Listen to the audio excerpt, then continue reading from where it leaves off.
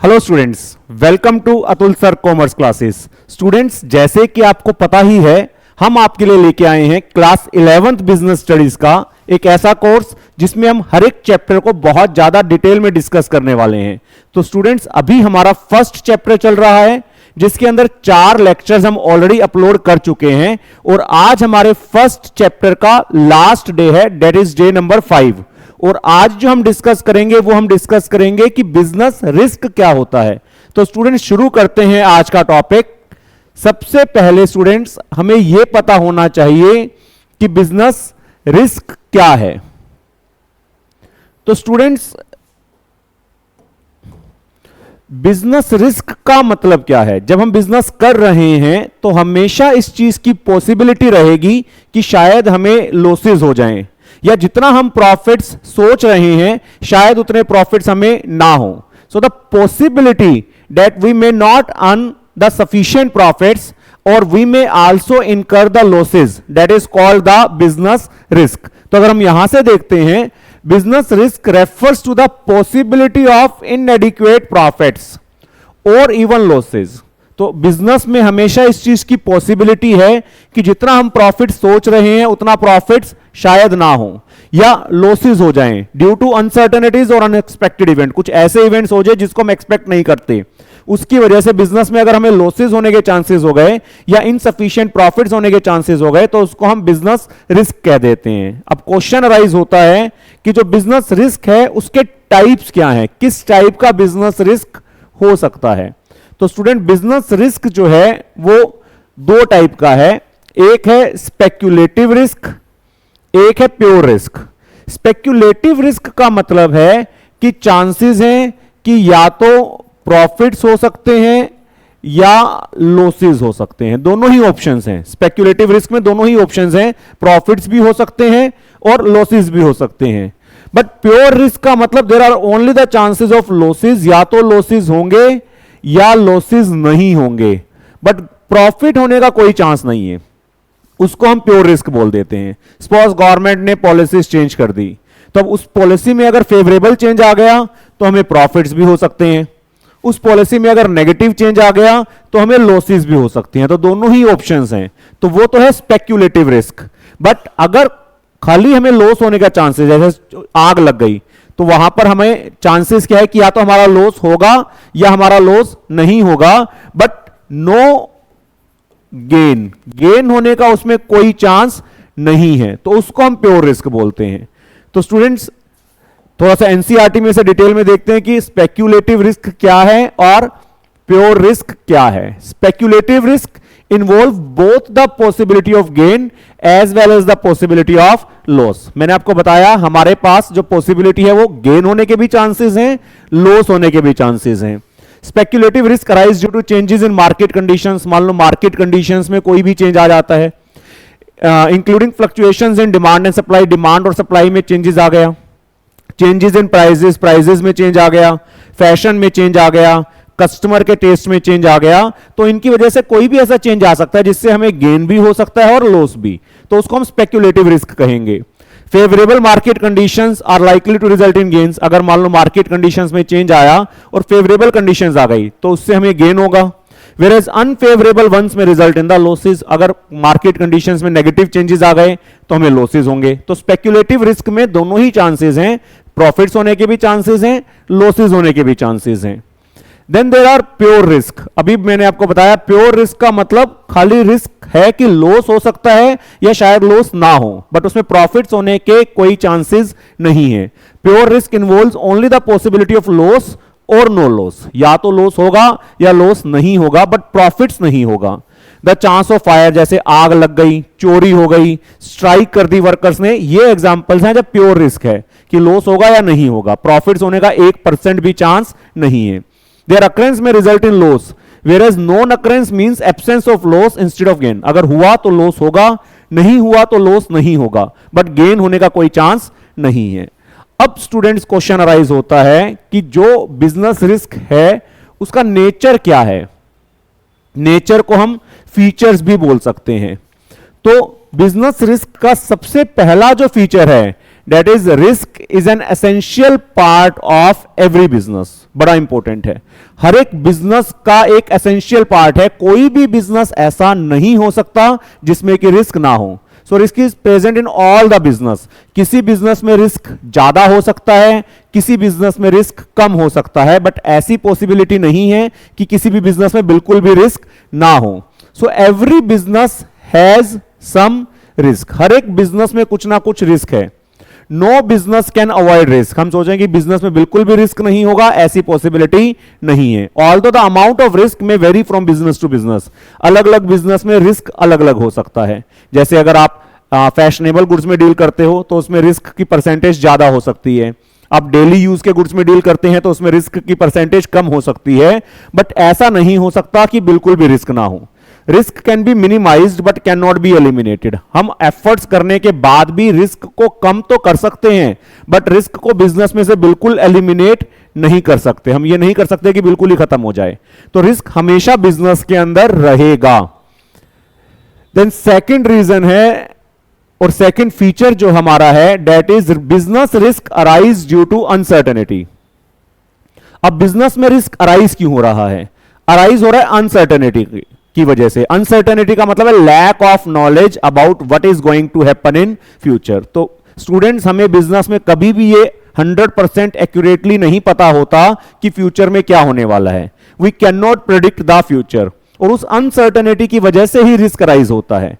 अगर future uncertain ना होता, हमें पता होता कि फ्यूचर में क्या होने वाला है, फिर रिस्क राइज ना होता, तो हम कह सकते हैं uncertainty refers to lack of knowledge about what is going to happen in future. हमें नहीं पता फ्यूचर में क्या होने वाला है। नेचुरल कैलेमिटीज आ सकती हैं, गवर्नमेंट की पॉलिसीज चेंज हो सकती हैं, प्राइसेस चेंज हो सकते हैं, टेक्नोलॉजी में इंप्रूवमेंट्स आ सकते हैं। तो ये सारी के सारे एग्जांपल्स हैं अनसर्टेनिटी की। ये सारी चीजें अनसर्टेन हैं। इन सभी चीजों के बारे में हमें नहीं पता कि इनमें क्या चेंजेस आएगा, which create risk for the business. तो इन सभी चीजों की वजह से हमारे बिजनेस के अंदर रिस्क क्रिएट हो रहा है। तो risk arises because of uncertainty, that is lack of knowledge about what is going to happen in future. Then third जो फीचर है, degree of risk depends mainly upon the nature and size of business. जो business का risk है वो business के nature के ऊपर और साइज के ऊपर डिपेंड रहता है। नेचर का मतलब किस टाइप का आप बिजनेस कर रहे हो, साइज का मतलब है लार्ज स्केल पे कर रहे हो, स्मॉल स्केल पे। तो नेचर में सपोज आप एसेंशियल कमोडिटीज में डील करते हो तो रिस्क कम होगा, फैशनेबल आइटम्स में डील करते हो तो रिस्क ज्यादा होगा। ऐसे स्केल ऑफ बिजनेस में अगर आप बहुत ज्यादा लार्ज स्केल पे बिजनेस करोगे तो रिस्क ज्यादा हो जाएगा, अगर आप स्मॉल स्केल पे बिजनेस करोगे तो रिस्क कम हो जाएगा। तो basically risk depends upon the nature of business. हमारे बिजनेस का नेचर क्या है, किस टाइप के गुड्स और सर्विसेज में हम डील करते हैं, और हमारे बिजनेस का साइज कैसा है, ठीक है, कितने हम यूनिट्स को बना रहे हैं और बेच रहे हैं। ये फैक्टर्स हैं जिससे बिजनेस रिस्क डिपेंड करता है। अगर हम फैशनेबल आइटम्स में डील करेंगे तो बिजनेस में जो रिस्क होगा वो मोर ज्यादा होगा, और अगर आप नेसेसिटीज में डील करोगे, नेसेसिटीज का मतलब है डेली यूज के गुड्स में डील करोगे तो बिजनेस के अंदर रिस्क कम होगा।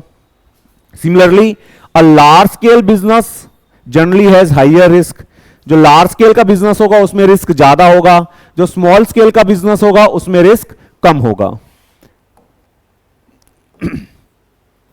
Then fourth is profit is the reward for risk. अब बड़ा एक इंपॉर्टेंट चीज है कि बिजनेसमैन इतने एफर्ट्स क्यों कर रहा है, इतने रिस्क क्यों ले रहा है, उसके बदले उसको क्या मिल रहा है। तो रिस्क के बदले जो रिवार्ड मिलता है दैट इज कॉल्ड प्रॉफिट्स। जितना ज्यादा रिस्क लेंगे उतने ज्यादा प्रॉफिट्स होने के चांसेस हो जाएंगे। No risk no gain. अगर आप रिस्क नहीं लोगे तो गेन भी नहीं होगा।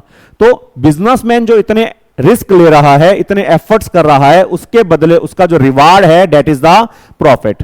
तो we can say that an entrepreneur undertake risk under the expectation of higher profits. एक एंटरप्रेन्योर रिस्क लेने के लिए इसलिए ही तैयार है क्योंकि वो प्रॉफिट्स की एक्सपेक्टेशन कर रहा है। No risk no gain is an age old principle which applies to all the businesses. अगर आप रिस्क नहीं लोगे तो गेन भी नहीं होगा। Greater the risk involve higher the chance of profit. जितना ज्यादा रिस्क लोगे उतना ही प्रॉफिट होने के चांसेस भी ज्यादा हो जाएंगे। सो प्रॉफिट इज दस the reward for risk taking. तो जो आप रिस्क ले रहे हो उसका रिवार्ड क्या है? प्रॉफिट्स हैं। तो we can say that profits is the reward for risk taking. तो स्टूडेंट्स ये 4 फीचर्स हमारे बिजनेस रिस्क के अंदर आते हैं। 4 मार्क्स का क्वेश्चन बन सकता है, तो चारों पॉइंट्स को बड़े अच्छे से करेंगे। द नेक्स्ट टॉपिक है causes of business risk. Business risk के क्या कारण हैं, किस वजह से बिजनेस में रिस्क अराइज होता है। तो सबसे पहले एक नेचुरल कॉजेज है। तो स्टूडेंट नेचुरल कॉजेज का आपको मतलब पता है, नेचुरल कैलेमिटीज आ जाना, फ्लड आ जाना, अर्थक्वेक आ जाना, फेमाइन आ जाना। तो ऐसे रीजन है जिसके ऊपर हमारा कंट्रोल बहुत ज्यादा नहीं है, ह्यूमन बींग्स का उनके ऊपर कोई कंट्रोल नहीं है। तो natural causes include natural calamities like flood, earthquake, lightning, heavy rains, famine. तो ये सारे नेचुरल कॉजेज हैं जिसकी वजह से बिजनेस में रिस्क अराइज हो रहा है, विच में cause heavy loss to property and income in the business. हमें प्रॉपर्टी का बड़ा नुकसान हो सकता है, इनकम का बड़ा नुकसान हो सकता है। And human beings have little control over the natural causes. आप देख के चलो, अर्थक्वेक आना है तो उसमें हमारा कोई कंट्रोल नहीं है, फेमाइन अगर आएगा उसमें हमारा कोई कंट्रोल नहीं है। तो नेचुरल कॉजेज के ऊपर ह्यूमन बींग्स का बहुत ज्यादा कोई खास कंट्रोल नहीं होगा। Then human causes, human beings की वजह से भी बिजनेस के अंदर रिस्क अराइज होता है। जो हमारे एम्प्लॉइज काम कर रहे हैं, सपोज वो डिसऑनेस्ट हैं, सपोज उन्होंने स्ट्राइक कर दी, सपोज वो नेग्लिजेंट हैं जिसकी वजह से वो अपना काम ढंग से नहीं कर रहे हैं। तो ह्यूमन फैक्टर भी एक बड़ा इंपॉर्टेंट फैक्टर है जिसकी वजह से बिजनेस के अंदर लॉसेज या रिस्क अराइज हो सकता है। तो हम कह सकते हैं human causes include such unexpected events like dishonesty, employ जो है वो बेईमानी कर देता है, केयरलेसनेस और नेग्लिजेंस ऑफ एम्प्लॉय, एम्प्लॉय जो है अपने काम को बड़ा अच्छे से नहीं कर रहा, केयरलेसली कर रहा है, stoppage of work due to power failure, power failure की वजह से काम रुक जाता है, वर्कर्स ने स्ट्राइक कर दी, रायोट्स का मतलब लड़ाई झगड़े हो गए, मैनेजमेंट अपना काम एफिशिएंटली नहीं कर रही है। तो ये सारे रीजंस ऐसे हैं जिसकी वजह से बिजनेस में रिस्क अराइज हो सकता है। और ये सारे रीजंस किस वजह से अराइज हो रहे हैं? ह्यूमन बींग्स की वजह से अप्लाई हो रहे हैं। देन इकोनॉमिक कॉजेज, स्टूडेंट्स से होता है इकोनॉमिक फैक्टर्स। जिस कंट्री में हम काम कर रहे हैं, जिस इकोनॉमी में हम काम कर रहे हैं, वहां काफी सारे ऐसे फैक्टर्स हैं जिसकी वजह से रिस्क अराइज हो सकता है। तो उन फैक्टर्स के अंदर अगर हम बात करें तो these are related to the demand for goods. किसी भी इकोनॉमी के अंदर अगर प्रोडक्ट की डिमांड में कोई चेंज आ जाएगा उससे रिस्क अराइज होगा। जिस प्रोडक्ट में हम डील कर रहे हैं अगर उसकी डिमांड कम हो गई तो हमें लॉस हो सकता है।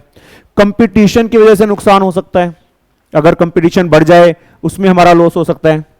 प्राइजेस में चेंज आ जाए, collection of dues from customer, जब आप कस्टमर से पैसा लेते हो उसमें कलेक्शन में कोई प्रॉब्लम आ जाए। चेंज ऑफ टेक्नोलॉजी और मेथड ऑफ प्रोडक्शन, टेक्नोलॉजी में कोई चेंज आ जाए, मेथड ऑफ प्रोडक्शन में कोई चेंज आ जाए।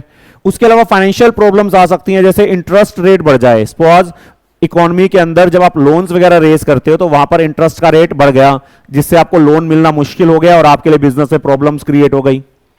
लेवाई ऑफ हायर टैक्सेस, गवर्नमेंट ने टैक्सेस का रेट बढ़ा दिया। तो ये सारे भी कॉजेज ऐसे हैं जिसकी वजह से बिजनेस के अंदर रिस्क अराइज हो सकता है। तो ये सारे इकोनॉमिक कॉजेज की कैटेगरी के अंदर आते हैं। तो स्टूडेंट्स आप लगभग सभी को एक बार रीड अच्छे से करें जिससे कि कोई भी पॉइंट आ जाए आपको पता चले कि वो किस कॉज का पार्ट है। Then last one is other causes. इतने सारे कॉजेज के अलावा भी कुछ और कॉजेज हो सकते हैं, लाइक पॉलिटिकल डिस्टर्बेंसेस। किसी कंट्री के अंदर पॉलिटिकल डिस्टर्बेंस है, गवर्नमेंट मान लो गिर गई, उसकी वजह से हमारे बिजनेस के अंदर नुकसान हो सकता है। Mechanical failures such as bursting of boiler, कोई मैकेनिकल फेलियर हो गया, मशीन का एक पार्ट है बॉयलर, वो बर्स्ट हो गया। Fluctuations in exchange rates, foreign exchange के रेट्स में फ्लक्चुएशंस आ रही हैं, उसकी वजह से हमें रिस्क हो सकता है, which lead to the possibility of business risk. तो ये सारे रीजंस हैं जिसकी वजह से बिजनेस के अंदर रिस्क हो सकता है। तो नेचुरल कॉजेज की वजह से रिस्क हो सकता है, ह्यूमन कॉजेज की वजह से हो सकता है, इकोनॉमिक कॉजेज की वजह से हो सकता है और अदर कॉजेज की वजह से हो सकता है। तो चार मेन रीजंस हैं जिसकी वजह से बिजनेस में रिस्क अराइज हो रहा है। देन स्टूडेंट्स इस चैप्टर का लास्ट एक टॉपिक आता है, that is called starting a business basic factors. जब भी आप किसी बिजनेस को शुरू करोगे तो कौन कौन से ऐसे फैक्टर्स हैं जिसका ध्यान रखना पड़ेगा, जिसको सोच के दिमाग में आप बिजनेस को शुरू करोगे।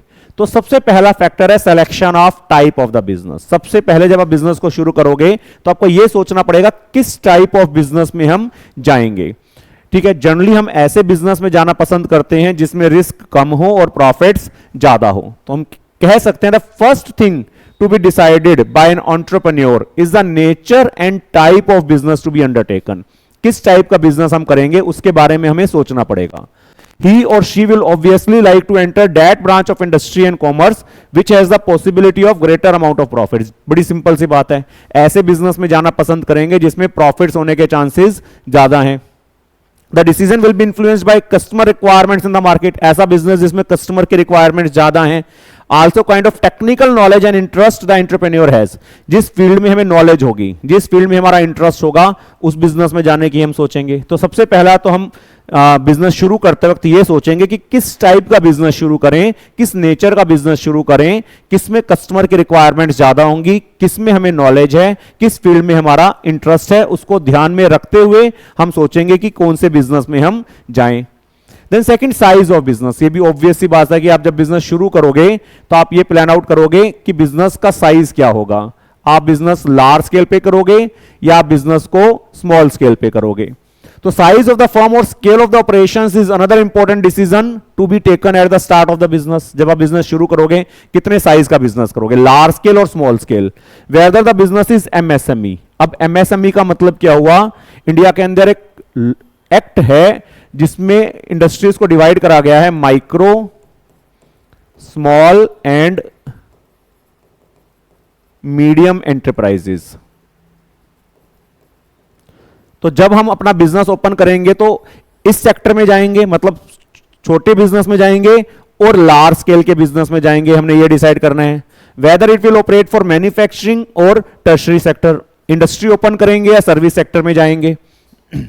Some factors favor large size whereas other tends to restrict. अगर लार्ज स्केल करना है तो कुछ फैक्टर्स हैं जो लार्ज स्केल को फेवर करते हैं, कुछ फैक्टर्स ऐसे हैं जो स्मॉल स्केल को फेवर करते हैं. तो बड़ा इंपॉर्टेंट आपको ये डिसाइड करना है कि आपने बिजनेस का स्केल क्या रखना है. आप बिजनेस को छोटे स्केल पर शुरू करना चाहोगे या लार्ज स्केल पर शुरू करना चाहोगे.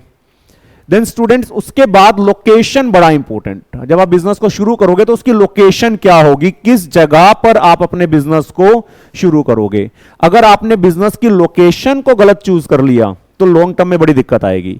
ऐसी जगह जहां से मार्केट पहुंचना आसान हो, जहां इंफ्रास्ट्रक्चर की फैसिलिटीज अवेलेबल हो, बैंकिंग, इंश्योरेंस वगैरह सब कुछ अवेलेबल हो, जनरली ऐसी जगह हमें अपने बिजनेस को सेटअप करना चाहिए. Then important factor to be considered at the start of the business is the place where the enterprise will be located. किस जगह पर हम बिजनेस को शुरू करेंगे. Any mistake in this regard can result in high cost of production, inconvenience in getting right kind of production inputs or serving the customer. अगर आपने गलत लोकेशन चूज कर ली तो बिजनेस में प्रॉब्लम हो जाएगी. इनपुट्स अरेंज करना बड़ा मुश्किल हो जाएगा, सही कस्टमर्स तक पहुंचना बड़ा मुश्किल हो जाएगा. Availability of raw material and labour. ऐसी जगह पर बिजनेस शुरू करो जहां रॉ मटेरियल और लेबर अच्छे से अवेलेबल हो, पावर सप्लाई हो, बैंकिंग, ट्रांसपोर्टेशन, कम्युनिकेशन वगैरह की फैसिलिटीज अवेलेबल हो. अगर ये सब कुछ अवेलेबल होगा तभी बिजनेस करना इजी हो पाएगा. तो बिजनेस को आप किस जगह पर सेटअप कर रहे हो वो भी एक बहुत ज्यादा इंपॉर्टेंट डिसीजन है. देन स्टूडेंट्स, नेक्स्ट जो फैक्टर आप ध्यान रखोगे, फाइनेंसिंग. पैसा कहां से रेज करोगे, ये भी बड़ा जरूरी है. आपको बिजनेस शुरू करने के लिए, उसके चलाने के लिए पैसों की जरूरत है. From where we are going to raise the money. कितना पैसा लगाएंगे ये भी सोचना पड़ेगा. बिजनेस करने के लिए आपको फिक्स्ड एसेट्स खरीदने हैं, उसमें पैसा लगाना पड़ेगा. करंट एसेट्स खरीदने हैं, उसमें पैसा लगाना पड़ेगा. डे टू डे एक्सपेंसेस करने हैं, उसमें पैसा लगाना पड़ेगा. तो ये पैसा कहां से आएगा और कितना पैसा आपको चाहिए वो भी आप पहले से ही सोच के रखोगे. तो financing is concern with providing the necessary capital for starting as well as continuing the business. अगर आपको बिजनेस को शुरू करना है, उसके बाद उसको कंटिन्यू करके रखना है, तो आपको फाइनेंस चाहिए. It is required for investment in fixed assets. Land, building वगैरह में आपको पैसा इन्वेस्ट करना पड़ेगा. करंट एसेट्स में भी पैसा इन्वेस्ट करना पड़ेगा. रॉ मटेरियल में, बुक डेट्स का मतलब डेटर्स में, स्टॉक में. डे टू डे खर्चे करने के लिए भी आपको पैसे की जरूरत पड़ेगी. तो बड़ा इंपॉर्टेंट डिसीजन है कि जब आप बिजनेस शुरू करोगे तो कितना पैसा चाहिएगा और वो पैसा कहां से रेज करोगे, उसके बारे में भी आप पहले से ही सोच के रखोगे. तो नेक्स्ट एक फीचर आता है फिजिकल फैसिलिटीज. फिजिकल फैसिलिटीज का मतलब है मशीन्स, इक्विपमेंट्स, बिल्डिंग. तो ये सारी चीजों के बारे में भी आप सोच के चलोगे कि मशीन्स कौन सी लेंगे, कहां से लेंगे, बिल्डिंग कैसे बनाएंगे, इक्विपमेंट्स कहां से परचेस करेंगे. अगर फिजिकल फैसिलिटीज आपने सही अरेंज नहीं करी तो बिजनेस करना बड़ा मुश्किल हो जाएगा. तो availability of physical facilities includes machines, equipments, building, तो ये सारी फिजिकल फैसिलिटीज आपको चाहिए और बाकी सपोर्टिव सर्विसेज इन सभी के साथ चाहिए जिससे कि बिजनेस को हम शुरू कर सकें। It depends upon the nature and size of the business, कितनी बड़ी बिल्डिंग बनाओगे, कितने इक्विपमेंट्स चाहिएंगे, वो सारा डिपेंड करता है बिजनेस का साइज आपका क्या होगा, आपके पास कितने पैसे अवेलेबल हैं, प्रोडक्शन प्रोसेस क्या है। तो उन सभी को ध्यान में रखते हुए आपको यह भी डिसाइड करना पड़ेगा कि कौन सी बिल्डिंग बनाएं, कैसी बिल्डिंग बनाएं, कौन सी मशीन्स परचेज करें, कौन से इक्विपमेंट्स परचेज करें। तो यह भी बहुत इंपॉर्टेंट डिसीजन है। देन स्टूडेंट्स नेक्स्ट एक है कंपिटेंट एंड कमिटेड वर्कफोर्स। आपके पास फिजिकल रिसोर्सेज हैं, फाइनेंशियल रिसोर्सेज हैं, सपोज सारे रिसोर्सेज हैं, लेकिन उसको यूज किसने करना है? यूज तो वर्कर्स ने करना है। तो अच्छे वर्कर्स कहां से आएंगे उसके बारे में पहले से ही सोच के रखेंगे। जो अच्छे वर्कर्स आ जाएंगे उनको हम मोटिवेट कैसे करके रखेंगे, उनको ट्रेनिंग कैसे देंगे, ये सारी चीजें भी हम बेसिकली बिजनेस शुरू करने से पहले ही सोच के रखेंगे। तो every enterprise needs competent and committed workforce to perform various activities so that physical and financial resources are converted into desired output। हर एक एम्प्लॉय, हर एक ऑर्गेनाइजेशन के अंदर आपको एक वर्कफोर्स चाहिए जो कंपिटेंट भी हो, मतलब जिसको काम करना भी आता हो, और कमिटेड भी हो, जो 100% अपने एफर्ट्स देने के लिए तैयार रहे। तो plan should be made about how the employees will be trained and motivated to get their best performance. तो जब हम बिजनेस शुरू करेंगे उससे पहले ही हम प्लान्स बना के रखेंगे कि अच्छे एम्प्लॉइज हम कहां से लेके आएंगे, उनको ट्रेनिंग कैसे देंगे, उनको मोटिवेट कैसे करेंगे, ताकि वो रिसोर्सेज को अच्छे ढंग से यूज करें और हमारा बिजनेस सही ढंग से चलता रहे। Then tax planning. आज के टाइम पर टैक्स प्लानिंग बड़ा इंपॉर्टेंट हो गया है। जिस बिजनेस में हम जाने की सोच रहे हैं उसमें कौन कौन से टैक्सेस लगेंगे उनको पहले से ही सोच के रखना। जिस बिजनेस में जनरली बहुत ज्यादा टैक्सेस लगते हैं वहां पर जनरली लोग जाना पसंद नहीं करते। तो tax planning has become necessary these days because there are number of tax laws. बड़े सारे टैक्स से रिलेटेड कानून बन गए हैं and they influence almost every aspect of the functioning of the business. कोई भी काम करोगे उसमें टैक्स कितना लगेगा वो एक बड़ा इंपॉर्टेंट पार्ट है। The entrepreneur has to consider in advance the tax liability under various tax law. जिस बिजनेस में हम जाएंगे उसमें अलग अलग लॉ के अंदर कौन कौन से टैक्सेस हमें देने पड़ेंगे। तो यह भी बड़ा इंपॉर्टेंट चीज है जिससे कि हमारा डिसाइड होगा कि हम उस बिजनेस में जाएंगे या नहीं जाएंगे। तो टैक्स प्लानिंग भी एक बड़ा इंपॉर्टेंट फैक्टर है जिसको कि बिजनेस शुरू करते वक्त आप ध्यान में रखेंगे। ये सारी चीजें डिसाइड अगर आपकी हो गई बच्चे, तो सबसे लास्ट में जब हम डिसीजन लेंगे that is regarding the launching of the business enterprise. After the decisions relating to above mention factors have been taken, आपने सब कुछ डिसाइड कर लिया, फिजिकल रिसोर्सेज का, वर्कर्स का, फाइनेंशियल रिसोर्सेज का, टैक्स प्लानिंग का, सब कुछ डिसाइड कर लिया। The entrepreneur can go ahead with actual launching of the enterprise which would mean mobilising various resources. अब हम बिजनेस को लॉन्च करेंगे, रिसोर्सेज को इकट्ठा करेंगे, लीगल फॉर्मेलिटीज को पूरा करेंगे, प्रोडक्शन प्रोसेस को शुरू करेंगे, सेल्स, प्रमोशन, एडवर्टीजमेंट्स वगैरह शुरू करेंगे। तो लास्ट में सबसे हम बिजनेस को लॉन्च करने के लिए जो काम करने हैं वो काम करेंगे। अब बिजनेस एंटरप्राइज, जब हम बिजनेस को शुरू कर रहे हैं तो सोल प्रोप्राइटरशिप की फॉर्म में भी शुरू कर सकते हैं, पार्टनरशिप की फॉर्म में शुरू कर सकते हैं, कंपनी की फॉर्म में भी शुरू कर सकते हैं, जो कि हमारा सेकंड चैप्टर है जिसका नाम है फॉर्म्स ऑफ बिजनेस ऑर्गेनाइजेशन, जिसको हम बाद में डिस्कस करेंगे। तो स्टूडेंट्स ये सारे फैक्टर्स हैं जिनको आप बिजनेस शुरू करते वक्त ध्यान में रखेंगे। तो आज का हमारा टॉपिक था बिजनेस रिस्क, जिसके बारे में आपको क्लियर हो जाना चाहिए उसका मीनिंग क्या है, उसके फीचर्स क्या हैं, उसके कॉजेज क्या हैं। उसके अलावा जब आप बिजनेस शुरू करेंगे तो उस टाइम आप किन किन फैक्टर्स का ध्यान में रखेंगे। तो स्टूडेंट्स उम्मीद है आपको ये टॉपिक समझ में आया होगा। जल्दी ही मिलते हैं नेक्स्ट चैप्टर के साथ।